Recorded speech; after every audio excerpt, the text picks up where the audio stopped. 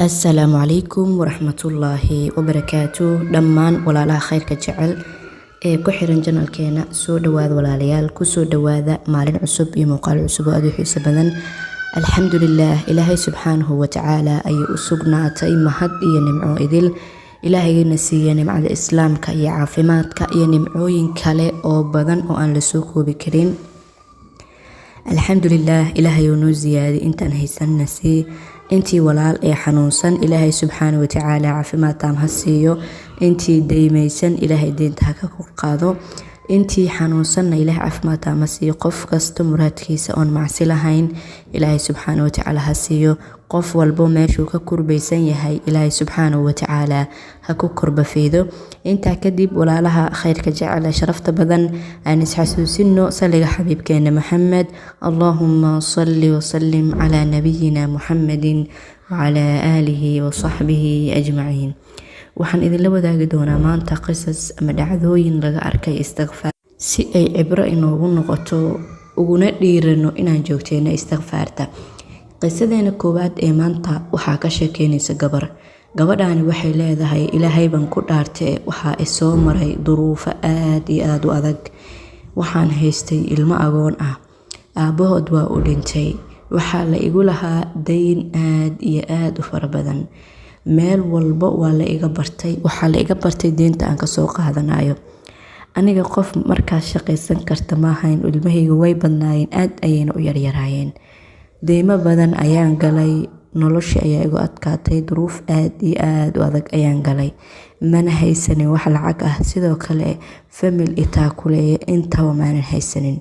ilaahay subxaanahu wa tacaala ayaa igu aadiyey inaan bilaabo istighfaarta, sidoo kalena aan duceysto. waxaan u akhrin jiray istighfaarta astaghfirullah wa atuubu ilayh, waana duceysan jiray ayay tiri anigoo yaqiinsan, anigoo rumaysan oo niyadeydana ay wanaagsan tahay.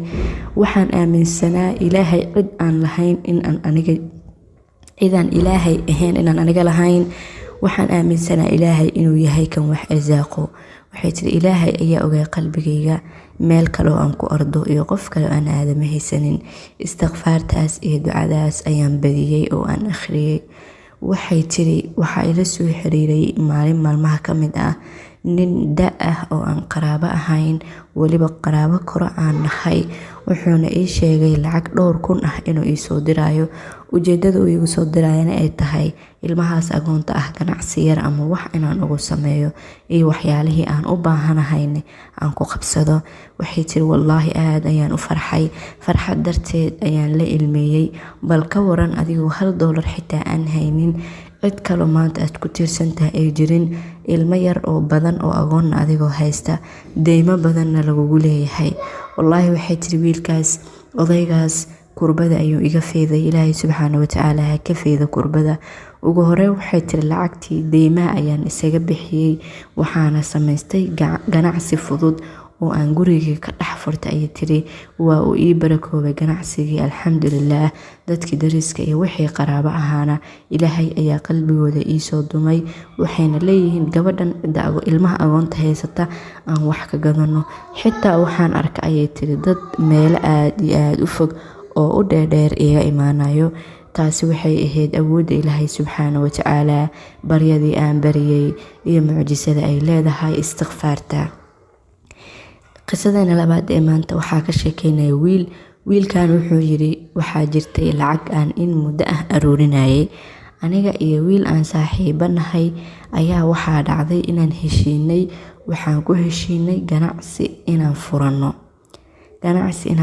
ayaa waxaa ku heshiinay aniga iyo wiil aan saaxiibo ahayn. lacagii ayaan isku soo dardarnay, waxaana u dhiibay nin kale oo aan ku kalsooneyn si ganacsigii uu inoogu furo oo waxyaalihii loogu baahan yahay oo u soo qiimeeyay alaabtan uu noogu soo gado. waxaa dhacday ninkii aan aaminay oo lacagta u dhiibanay in uu lacagtii wadankii kaga baxsaday oo uuna naga qaatay. xitaa wuxuu yidhi hadduu wadanka joogi lahaa maxkamad ayaan saari lahayn ama si waan u raadsan lahayn. ninka ma aha nin aan ka shakinaynay. aniga iyo yarkii saaxiibkay ahaa markaa ninkii waynay oo aan aragnay taleefanadiisa inuu dansan yahay oo gurigiisii naloo sheegay in asbala la'san yahay ayaa waa nagu baryay in badan ayaan taleefankiisa ku celcelinay. ugu dambeyn waxaan ogaanay ninkii inuu wadankii ka baxay, lacagteedina uu qaatay. lacagtaasna waxay ahayd lacag aan sanado aruurinayay oo aan rabay in aan ganacsi ku furano, mustaqbalna aan ku samaysto. wallaahi wuxuu yiri aad iyo aad ayaan u niyad jabay, wax aan samay in waan garan waayay. ninkii wadanka waa uu ka baxay, lacagteeni waa uu qaatay. aniga iyo yarka saaxiibkay ahaa waxaan go'aansanay inaan Ilaahay subxaanahu wa tacaala barino, maadaama aan ninkii fara ku haynin, awoodna hadda aan lahayn, uu wadankii ka baxay, anagina xoolaha aan intaas ku dhimanaynay oo aan ku daalaynay ay naga maqan tahay. waxaan ku heshiinay inaan Ilaahay subxaanahu wa tacaala barino, si jamacaan u barino, u duceysano, aana laazimno oon aad u akhrino istighfaarta, sidoo kale aan akhrino suuratul baqara. ayaan go'aansanay ayuu yiri aniga yarka saaxiibkay ahaa, oo qof walbana markuu salaada ku jiro sujuuda oo u baryo Ilaahay subxaanahu wa tacaala in lacagtoodii u soo celiyo. wuxuu yiri sidaas ayaan sameynay muddo bil ah. markii laga joogay waxaa dhacday ninkii oo socda inuu noo imaado. markaan aragnay waan naxnay, ninkii waan ku boodnay, waxaan niri tuug ayaa tahay, waana dhacday, waa ku xireynaa. balse wuxuu noo sheegay lacagtii uu naga qaatay iyo lacag dheeri ah soo wado, asoo leh waan qaldamay, shaydaan ayaa i qaaday, i cafiya, lacag kaloo dheeri ahna asoo noo wado ayuu noo imaaday. marka anaga qofna leh waan qaldamay, lacagteenina noo wado, lacag dheerina wado. lacagti dheeri waxaan niri maya, adiga ayaa leh, qaado, teena una sii. sidii ayuu ninkii cafis nooga dalbaday, waana ku cafinay maadaama uu cafiska yahay wax wanaagsan. midda kale lacagteeniba uu noo wado, ma lahan wax aan ku sii raacano ama aan maxkamad intaan ku saarno ku dacweyno, waayo lacag nagama maqna, lacagtii wuuna siiyey. sidaas ayaan ganacsigeennii kusoo furanay. qisadayna saddexaad ee maanta waxaa ka sheekeynaysa gabadhan waxay tiri waxaan istighfaarta laazimay isbuuc ka hor ayaan laazimay.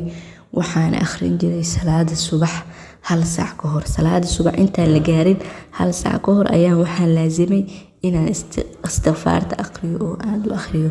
sidoo kale waxay tiri waxaan dhameeyay quraanka, oo quraanka ayaan si zaid u akhrinayay oo aan dhameeyay quraanka.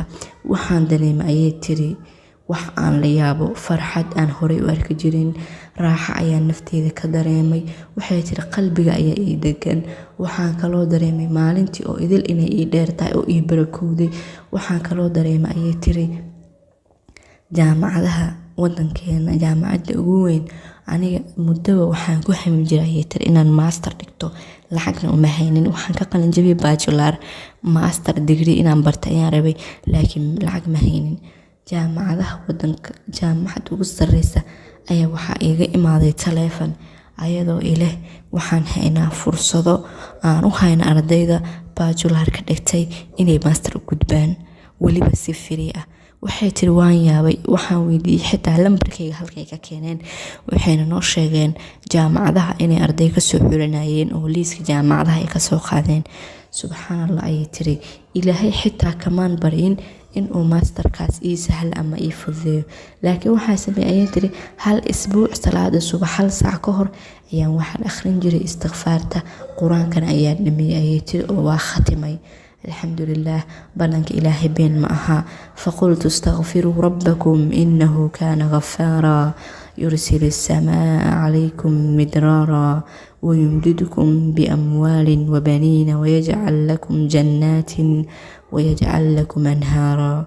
إلهي سبحانه وتعالى بلنقاتكيسا marnaba been ma aha.